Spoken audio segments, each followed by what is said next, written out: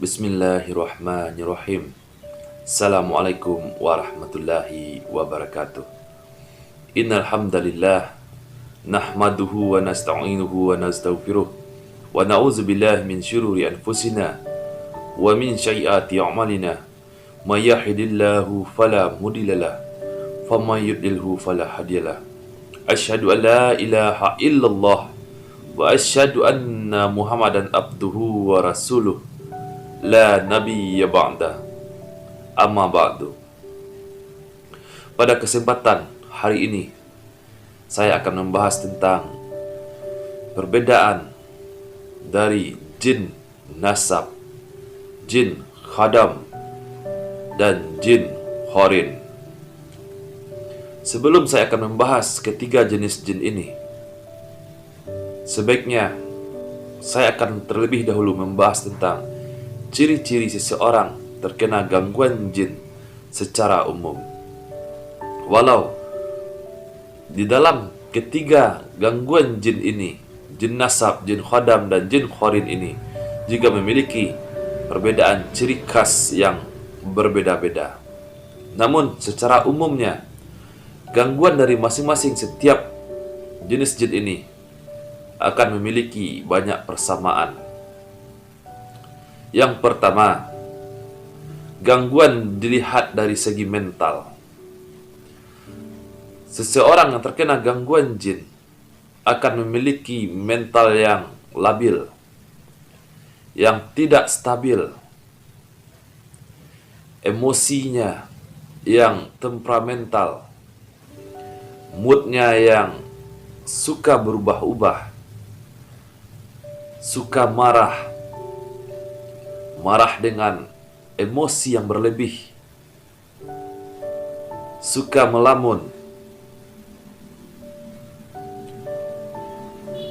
Terkadang orang yang memiliki gangguan jin seakan-akan mampu melihat alam gaib, seakan-akan mampu melihat jin, mengetahui masa depan, mampu meramal.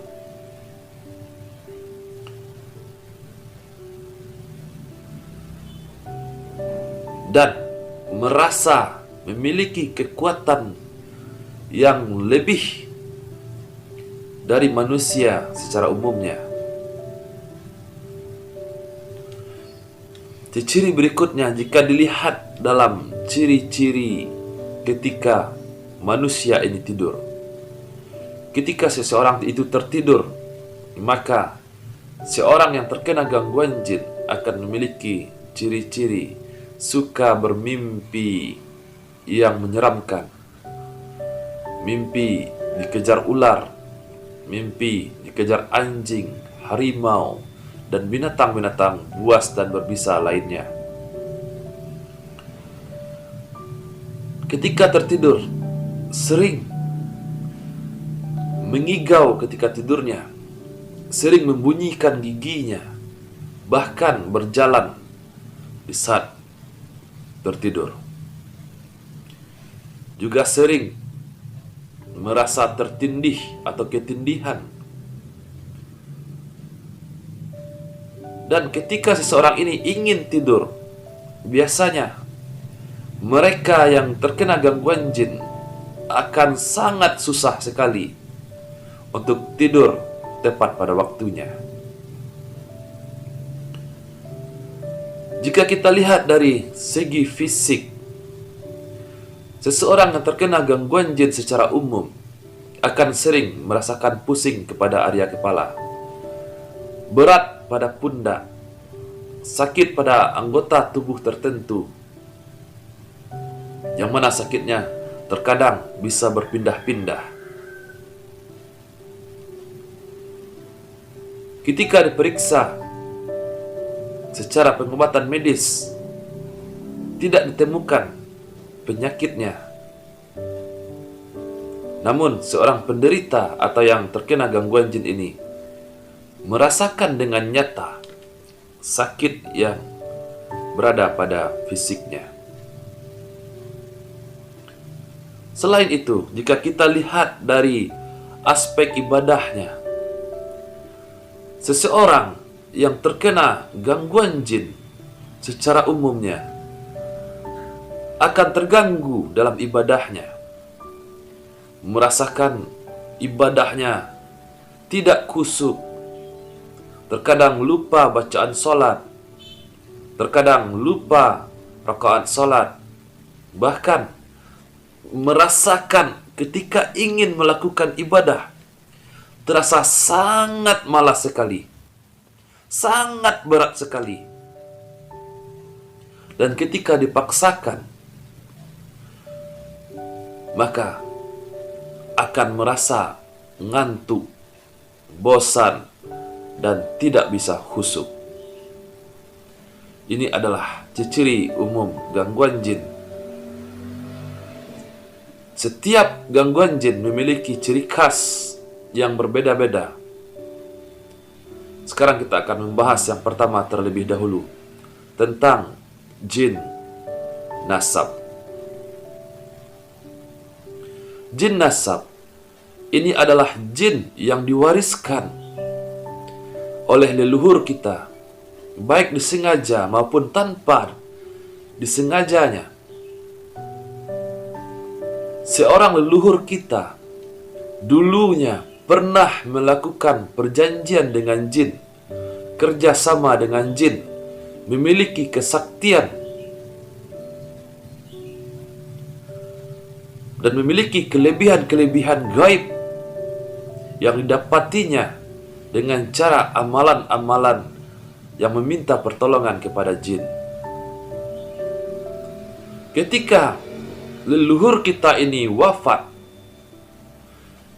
ilmunya, jinnya akan turun kepada keturunannya, entah itu kepada anaknya, entah itu kepada cucunya, cicitnya.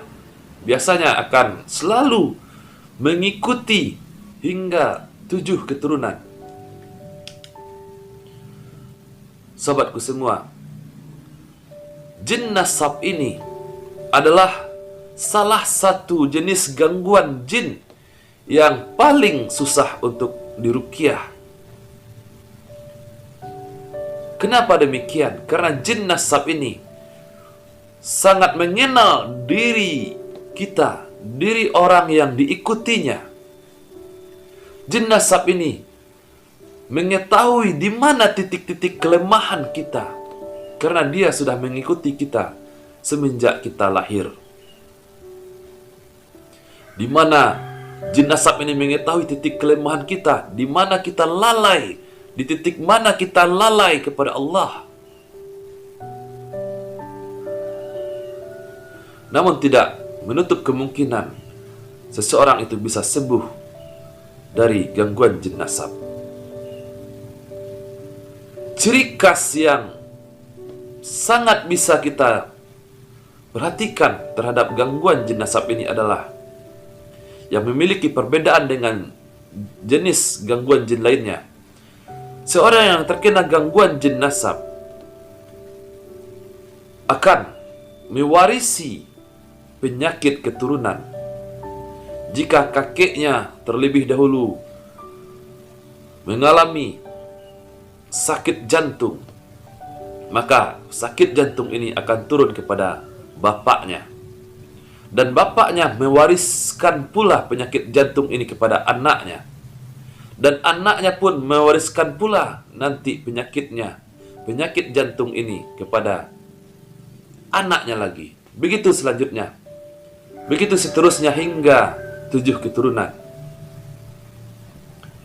Dan begitu juga dengan jenis penyakit lainnya, penyakit sesak napas, asma, dan lain-lain sebagainya. Sedangkan jin khodam ini berbeda dengan gangguan jin nasab.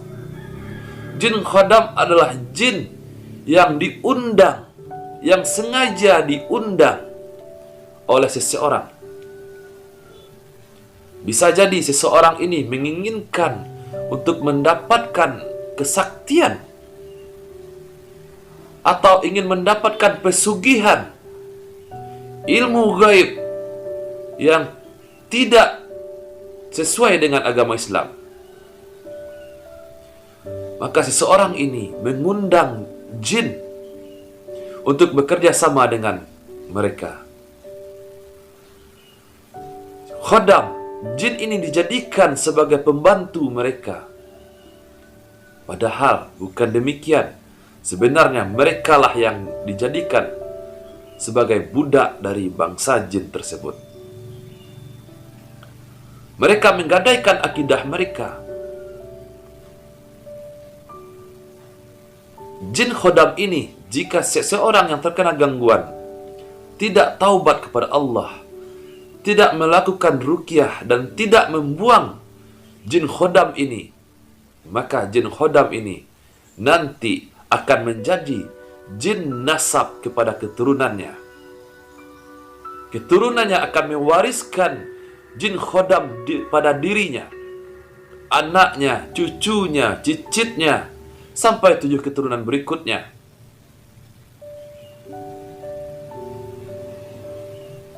Sedangkan jin khorin, jin khorin ini bukanlah gangguan, tapi ini adalah ujian bagi seluruh manusia.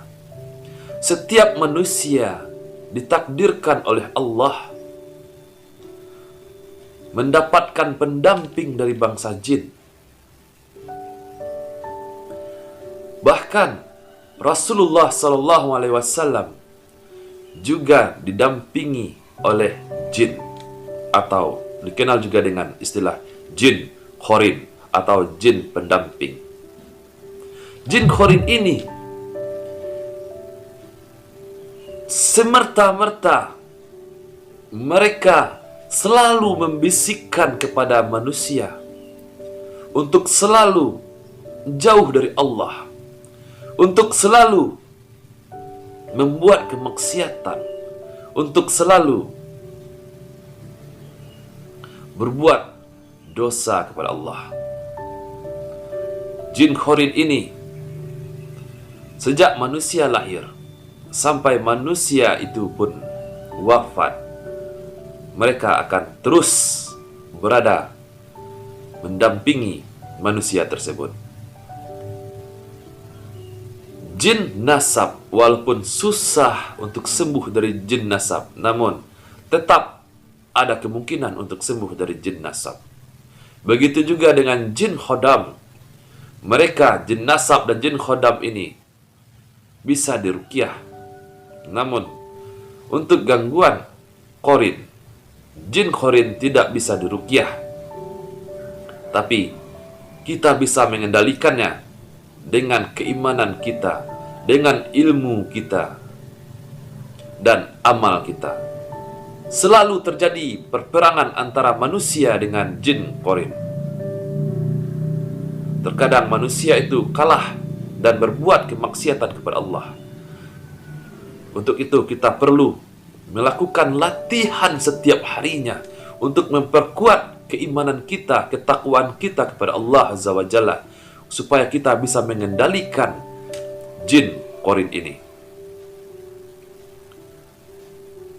Sahabat Rasulullah pernah bertanya, "Wahai Rasulullah, apakah termasuk engkau ya Rasulullah?" "Ya," Rasulullah menjawab. "Ya, termasuk diriku. Diriku juga diikuti oleh jin khorin. Namun Allah Azza wa Jalla memberikan kelebihan atau memberikan rahmatnya kepadaku sehingga jin khorin ini tunduk kepadaku dan masuk kepada Islam." Jin khorin Rasulullah SAW tidak membisikkan kepada Rasulullah tentang kemaksiatan atau kelalaian setelah jin khorin ini masuk ke dalam Islam. Itu adalah 3 jenis gangguan jin yang ada pada manusia. Sebenarnya masih banyak lagi gangguan-gangguan lainnya. Entah itu bisa dikategorikan jin sihir. Secara sederhananya, jin sihir ini adalah jin yang dikirim oleh dukun, tukang sihir yang ditugaskan untuk menyakiti kita, untuk menyerang kita, untuk menyihir kita. Dan yang kelima juga terdapat jenis gangguan lainnya, yaitu gangguan jin usil atau gangguan jin atas kemauan jin itu sendiri. Entah kita menyakitinya, entah memang keinginannya usil jahil kepada kita. Dan insya Allah, dengan izin Allah Ta'ala, semua gangguan jin bisa kita atasi dengan ruqyah syar'iyah dan tazkiyatun nafas. Kecuali jin qarin memang tidak bisa diusir dari tubuh manusia. Barakallahu fikum. Like channel ini jika kalian suka dengan channel ini, dan dislike jika kalian merasa konten ini tidak memiliki manfaat. Barakallahu fikum. Assalamualaikum warahmatullahi wabarakatuh.